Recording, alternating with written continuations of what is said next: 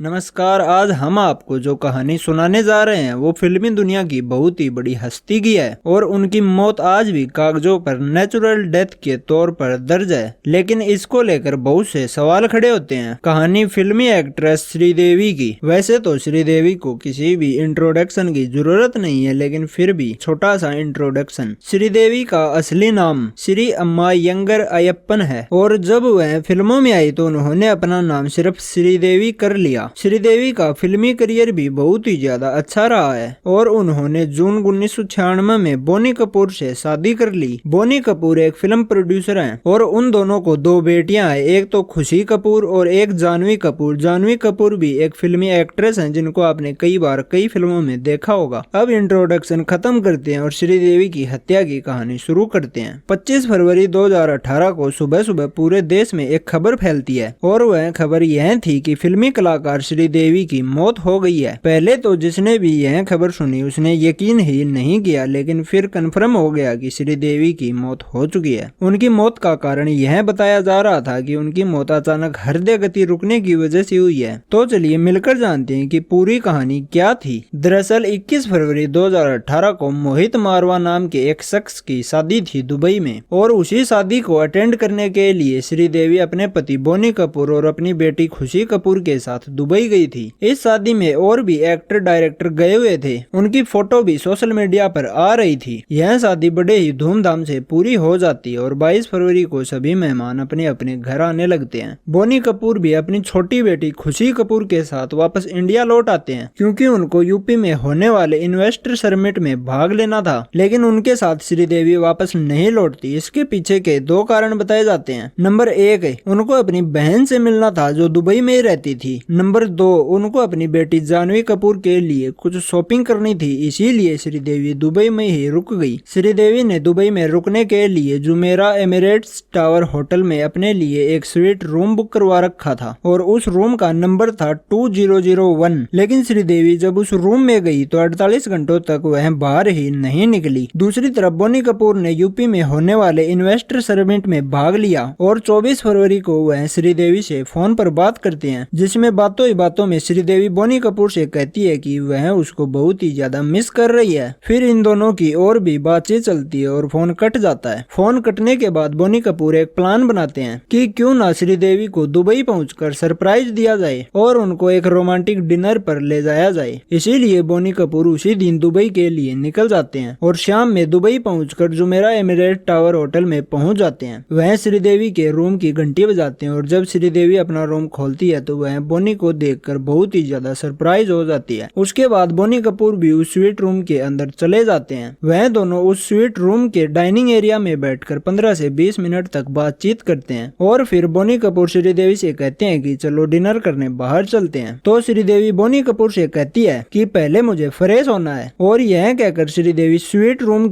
के attach bathroom में चली जाती है और बोनी कपूर उसी डाइनिंग एरिया में बैठकर टीवी पर क्रिकेट मैच देखने लगते हैं। उस दिन टीवी पर इंडिया और साउथ अफ्रीका का मैच आ रहा था। यह बात पुलिस ने भी कंफर्म की है। श्रीदेवी को बाथरूम में गए हुए काफी समय बीत जाता है, लेकिन श्रीदेवी बाहर नहीं निकलती। बोनी कपूर उनको आवाज भी लगाते हैं, लेकिन श्रीदेवी की तरफ से कोई भी जवाब नहीं आता। इसके बाद बोनी कपूर उस डाइनिंग रूम से उठकर श्रीदेवी के कमरे में चले जाते हैं और फिर से श्रीदेवी को आवाज लगाते हैं कि जल्दी करो, हमें डिनर के लिए लेट हो रहा है, लेकिन फिर भी श्रीदेवी की तरफ से कोई भी जवाब नहीं आता। यह सब देखकर बोनी कपूर उस बाथरूम के अंदर चले जाते हैं तो वह देखते हैं कि श्रीदेवी बाथरूम के बाथटब में डूबी हुई थी। यह देखकर बोनी कपूर बहुत ही ज्यादा घबरा जाते हैं और वह श्रीदेवी को बाथटब से बाहर निकालते हैं। उनको जगाने की कोशिश करते हैं, लेकिन श्रीदेवी नहीं उठती। उसके बाद बोनी कपूर अपने एक दोस्त को कॉल करते हैं जो कि पास ही के एक होटल में ठहरा हुआ था। वह दोस्त जल्द से जल्द जुमेरा एमिरेट टावर होटल के कमरा नंबर 2001 में पहुंच जाता है और वह श्रीदेवी को देखता है। इसके कुछ देर बाद बोनी कपूर होटल के इमरजेंसी डिपार्टमेंट को खबर करते हैं। वहां पर तुरंत डॉक्टर की एक टीम आ जाती है और वह श्रीदेवी को चेक करते हैं और उनको मृत घोषित कर देते हैं। डॉक्टर्स ने बताया कि श्रीदेवी की मौत अचानक हृदय गति रुकने से हुई है। उसके बाद श्रीदेवी को पास ही के एक हॉस्पिटल में ले जाया जाता है, जहां फिर से डॉक्टर उनको मृत घोषित कर देते हैं और फिर पुलिस को भी खबर कर दी जाती है। पुलिस वाले भी वहां पर तुरंत पहुंच जाते हैं और मामले की जांच करने लगते हैं। उस समय तक बहुत ही ज्यादा रात हो चुकी थी, इसीलिए श्रीदेवी का पोस्टमार्टम नहीं नहीं किया जा सका और अगले दिन यानी 25 फरवरी 2018 के दिन रविवार आ जाता है तो फिर से उनका पोस्टमार्टम नहीं हो पाता। उसके अगले दिन यानी 26 फरवरी 2018 को श्रीदेवी का पोस्टमार्टम किया जाता है और उस पोस्टमार्टम रिपोर्ट में आया कि श्रीदेवी की मौत डूबने की वजह से हुई है। उनके फेफड़ों में बहुत ही ज्यादा पानी भर गया था, इसी कारण उनकी मौत हो गई। पोस्टमार्टम रिपोर्ट में एक और बात सामने आई कि श्रीदेवी ने मरने से पहले बहुत ही ज्यादा अल्कोहल ले रखी थी। जब यह बात सामने आई तो यह केस डीपीपी को सौंप दिया गया। दुबई पब्लिक प्रोसिक्यूटर डीपीपी ने यह जांच भी करवाई कि कहीं श्रीदेवी को जहर देकर तो नहीं मारा गया। उस होटल के सभी सीसीटीवी फुटेज को भी बहुत ही ज्यादा ध्यान से देखा गया, लेकिन श्रीदेवी के रूम में लास्ट एंट्री बोनी कपूर और उसके दोस्त की ही थी। उसके बाद पुलिस वाले बोनी कपूर से भी पूछताछ करते हैं। दूसरी तरफ दुबई के एक अखबार खलीज टाइम ने छाप दिया कि बोनी कपूर से 4 से 5 घंटे की कड़ी पूछताछ की गई है, लेकिन दुबई के